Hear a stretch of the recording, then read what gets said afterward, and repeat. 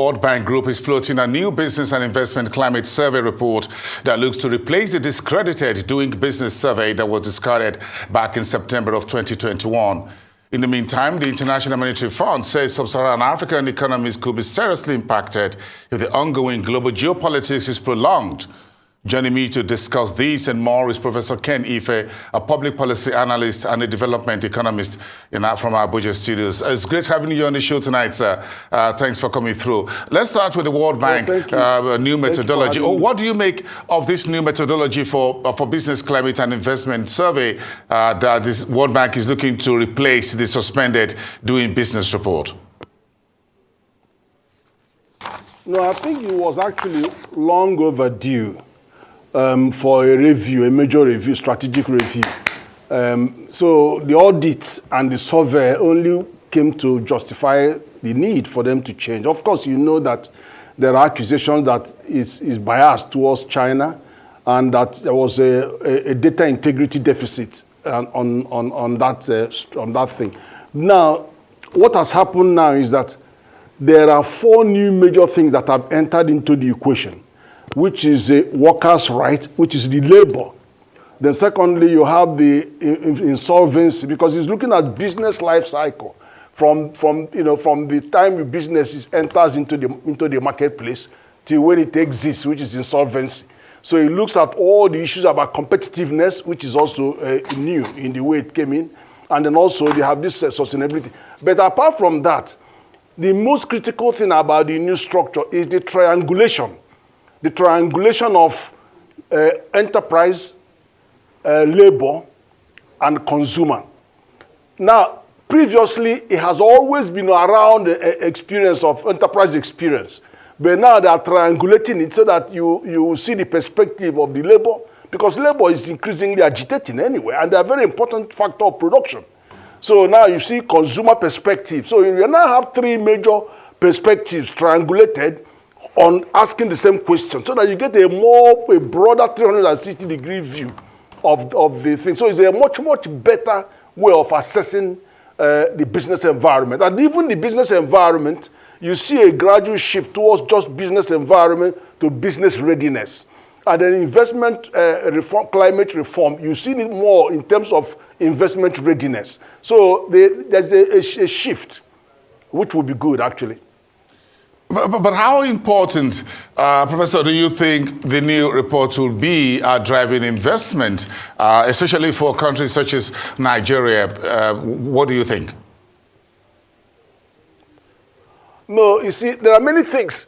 The other one was not picking up. First, for example, insecurity. What is the impact of insecurity on investment? The other data can't tell you anything about that. Then even some of the utility. I've been questioning some of their utilities, like you're telling me that you are going to measure the how long it takes to install a telephone line, landline. We don't have landline. I don't know who has landline. All of us have been doing our business, and within a few minutes you register your SIM and you're in business. But then, the measure, I say that measurement, that parameter, it doesn't make any sense to us. And then of course you have the issue of how long it takes you to connect to national grid.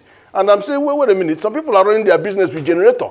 So how are you going to measure that? So we get penalized because but that's not right, Professor. Is it right to run your business with generators rather than the national grid? What we have here is an anomaly. No, but it's not right to penalize. No, it's not right. No, it is not a choice.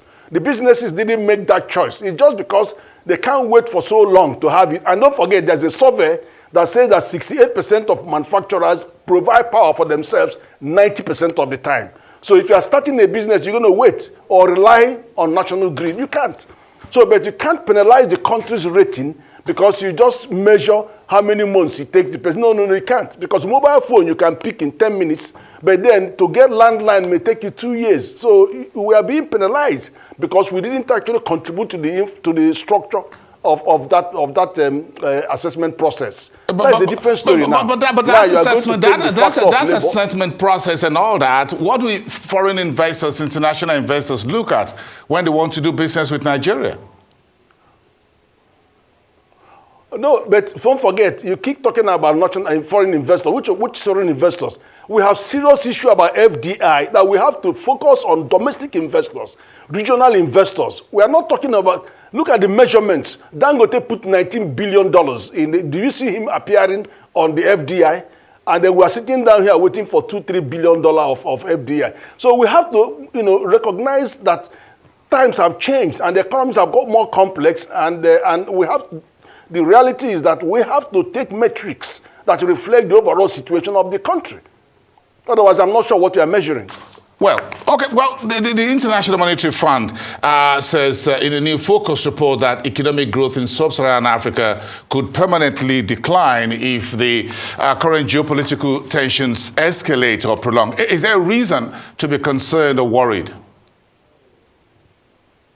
No, we always have to be concerned and worried because countries like Nigeria, because of our import dependence, it means that we are so vulnerable, or something I always described as being on the transmission belt of any potential global supply shock. And then what happens is that we are so exposed, most of our economies are so exposed to foreign shocks. Is the shock either coming from what is happening between Russia and Ukraine, or is from US and the China fallout, a trade war, or with COVID health situation, all kinds of situations that are global are transmitted. Even the failure of one bank or the other, say the Silicon Valley Bank and then another First Nation, any of their failures have ripple effect on our economies. And so that level of vulnerability raises serious concern. And so we continue to worry about that. Well, so how should economies such as Nigeria prepare and position for the ongoing geopolitics, moving from trade to logistics, now to currencies, countries around the world talking to each other, trying to sidestep the US dollar, for example, looking for new alliances across regions and across continents? How should we position for that? Because it looks like we have a new reality on our hands. Absolutely, without a doubt. But I think we have to work very cautiously and look a lot more inward in this circumstance. I don't think there's a convenient level to go and sit and wait, because if you look at the global division of labor or international division of labor, it places us in Africa as producer of commodities. And then those commodities are taken up to the West for them to refine and send back to us to consume. And places like European Partnership Agreement says to us, we want to be the supplier of 80% or more of what you consume. And I'm not a real world, because on one hand, COVID has told us or shown us a deglobalization agenda, where you saw globalization in reverse gear. And then you see countries that you are supplying raw materials to now refusing to send back to you some of the things that they protest. Pharmaceutical, for example, we couldn't get it. India, many of the countries locked down, and then no one to send anything to us. So it was a big lesson that we should look inwards for our own economic salvation, especially the Africa Continental Free Trade. Tell me what items that we consume that you cannot find somewhere made in Africa. It's either is made, if it's machinery, it could be made in China, in South Africa. If it is, there are many things. 90% of all the things we try to import can be made somewhere in Africa.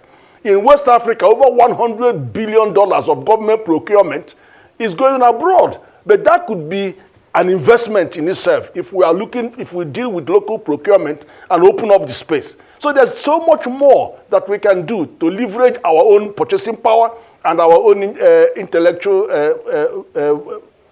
knowledge assets that we have. Okay, so the World Economic Forum is worried about the lack of consensus among you economists about a global growth outlook. Why is that so? Well, if you talk about economies, talk about central banks, because most economies have always been looking inwards when it comes to dealing with issues about recession and issues about growth. But this time round, much of the problem we're having are exogenic. They're actually coming from outside, global headwinds. So most banks, they know how to deal with inflation. They have hundreds of years of experience on that. They know how to deal with recession. But they don't know how to deal with stagflation. Stagflation is when these two things are pulling in opposite direction. When you have growth slowing down and then inflation going up, they don't have much experience. So what happens is that economies are confused. And rightly so, because most of the issues around those happen to be within the country. And then if you look at specific countries, they have specific challenges. So you cannot generalize at all. And that's why I have difficulty in blanket statements, or no, you can't, because every country is different. Given the effect of the global headwinds in Nigeria, for example, we have structural factors that are pushing inflation. We have supply push inflation, we have demand push inflation, we have imported inflation. So many things. And then agriculture is food supply cruises at the highest level over the last 4 years. Then what do you do about agriculture? Insecurity comes. So, it's difficult. They can't generalize. So that's why you have that level of confusion. Monetary policy is not cooperating enough. We need them to start talking to themselves, the central bankers, to see what common ground that they can find. Fiscal are easier because you come within territorial boundaries, and then the regional trade agreements and regional supply integration. All of that are easier on fiscal, but not on monetary. Monetary policy they are territorial in monetary policy, and that's why it's very difficult. But that's going to be extremely difficult. Tomorrow, everyone is expecting, for example, the U.S. Fed, the central bank, to raise interest rate by at least another 25 basis points. So why does it all come together between the finance, the central bank, in terms of bringing the fiscal and the monetary together? Briefly. Well, that's a